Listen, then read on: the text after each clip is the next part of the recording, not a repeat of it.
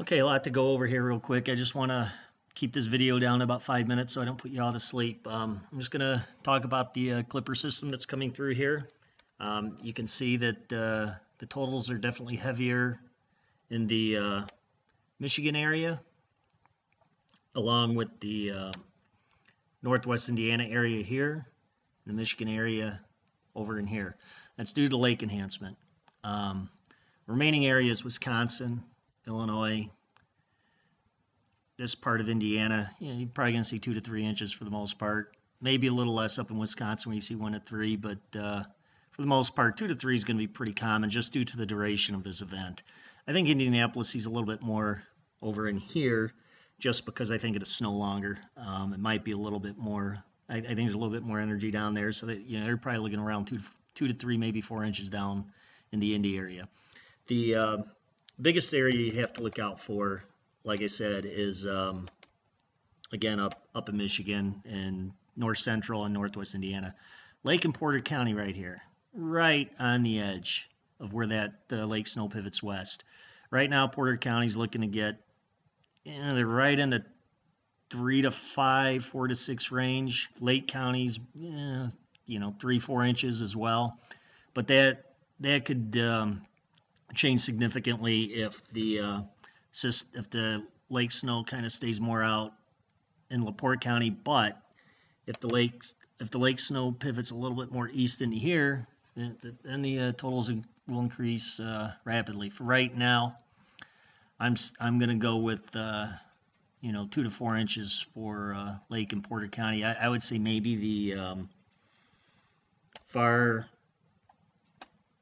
eastern, maybe the eastern half of Porter County right in through here might be more in the 6-inch range. Now for you guys here, LaPorte, Michigan City, South Bend, Benton Harbor, New Buffalo, by the time it's done, it wouldn't surprise me to see you guys get up to 6 to 10 inches of snow due to the added lake effect. And you get a little bit of a gap here around the Grand Rapids area. It seems like the lake effect's going to be concentrated more in southwest Michigan and northwest Michigan up in there.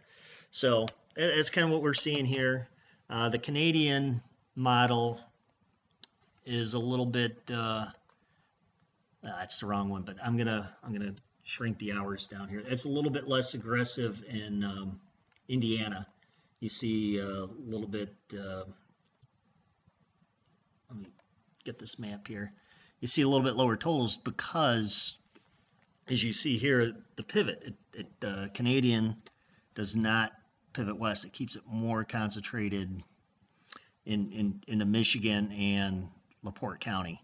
So you see a lot lower totals in Lake and Porter County right in through here. But it's still showing a good 3 inches from the Clipper system. Indianapolis, it has a little bit higher totals in there. It just has a little bit more energy. So really the Canadian concentrates your lake effect snow right in here where their totals are higher. And it looks like a reasonable scenario here. So anyway, that should do it on that Clipper system coming through. Again, it's not a superstorm, but it's going to be rather cold and windy with this storm. So any snow that falls is going to stick to the roadways and create slippery conditions, especially on bridges and overpasses. What I want to hit on next is I'm going to go to my wonderful blank map here. I'm going to hit on the February system real quick. You have a couple different solutions coming in last night. The models now, they appear to bring the heaviest snow from right about into here. The GFS is a little further north. That comes up right about into this area. But all the models do show a good band of snow even through here because you got two pieces of energy. You got a low pressure. I'm going to erase all these lines. You got a low pressure coming down from Canada going like this. You have another low pressure coming like this, and they seem to want to be meeting. The GFS meets it here. The Canadian meets it here. The Euro comes in, and this comes all the way down to here, and it meets here, and it goes up like that, and really gives you a bunch of different solutions. So with the Euro, You have the heaviest snow concentrated down here, the Canadian here, and then the US model about like that. But they still, like I said, all the models show accumulating snow for the Midwest, Great Lakes, Wisconsin, Minnesota, and so forth. You know, all this area gets snow per the models. Just how much does it snow? Be honest with you, I don't like any of the solutions. I still think there's a lot of details that iron out. I probably like the Euro the least. I don't see that snow being centered that far south. If I were to pick one right now, I'd probably pick the Canadian because it makes the most sense. It gives you this, you know, the more of the classic track, phasing's more over in here. It makes sense. Now this could in time move further north as we get closer to the event, as these typically do. But for right now, it's just a little bit south, but it's in the ballpark. It's definitely something we need to watch and keep an eye on. I'm going to go ahead and show you these totals. Which map do I have now? This is I'm going to go ahead and show you the totals going all the way out from the here's the Canadian totals. You can see where the heaviest snow falls. The 10.9 is deceiving because that is carryover totals from the Clippers snow. So I mean you got more of the 4-inch totals from this storm right over in here. You got a little bit less, but this is, you can see the outline of where the heaviest snow falls on the Canadian, while the GFS, that system, I guess which maps here, the 12Z is now currently loading. You can see it on my screen here. It only goes out to like hour 138. So let me exit this out of here.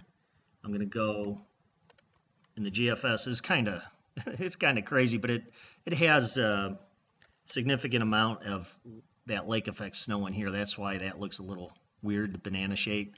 But the GFS brings that system down from Canada and brings that other system up here, and they kind of merge right in here, and that's why you start seeing it track off like that. And you see some pretty good snow totals here, and even up in here. And then as this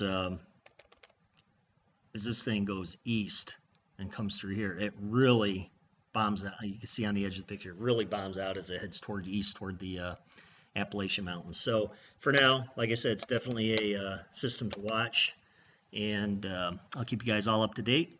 Have a good weekend, and I will talk to you guys probably in the next day or two. I'll have another update on the Clipper system probably coming up later today, probably just through the blog.